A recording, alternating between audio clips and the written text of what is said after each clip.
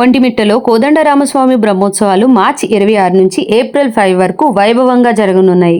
ఈ మార్చ్ 26 నుంచి ఏప్రిల్ 5 వరకు స్పెషల్ డేస్ ఏమైనా ఉన్నాయి అంటే మార్చ్ 24న తిరుమంజనం, మార్చ్ 25న పసుపు దంచే కార్యక్రమం, ఏప్రిల్ 1న సీతారాముల కళ్యాణం. ప్రతిరోజు కూడా ఘనంగా స్పెషల్ గా వివిధ అలంకారాలు, వివిధ వాహనాలపై స్వామివారు మెరిసిపోతా ఉంటారు. ఒంటిమిట్టలో స్వామివారి కళ్యాణం కోసం వచ్చే భక్తుల కోసం 145 ఆర్టీసీ బస్సులను ఏర్పాటు చేసింది ఆర్టీసీ. కళ్యాణానికి వచ్చే భక్తులకు 85,000 తిరుపతి లడ్డూలను పంపిణీ చేయడానికి టీటీడీ సిద్ధం చేసింది. ఈ ఉత్సవాల్లో భాగంగా ప్రతిరోజు కూడా 3 పూటల అన్నదాన కార్యక్రమం చేయాలని నిర్ణయించింది. కళ్యాణంలో పాల్గొన్న ప్రతి భక్తునికి కూడా తలంబ్రాలు అందే విధంగా 100 కిలోల ముత్యాలను, 40 క్వింటాల బియ్యాన్ని, 40 కేజీల నెయ్యిని, 20 కేజీల కుంకుమను తెచ్చి 25 బస్తాల పసుపుని వాడి శ్రీవారి సేవకులతో 1.7 లక్షల ప్యాకెట్లను తయారు చేపించారు. కళ్యాణం రోజు అక్కడికి పాల్గొన్న భక్తులందరికీ కూడా ఎవరి వారి ఏరియాస్ లో వాళ్ళకి ఈ ప్యాకెట్లను పంపిణీ చేస్తారు.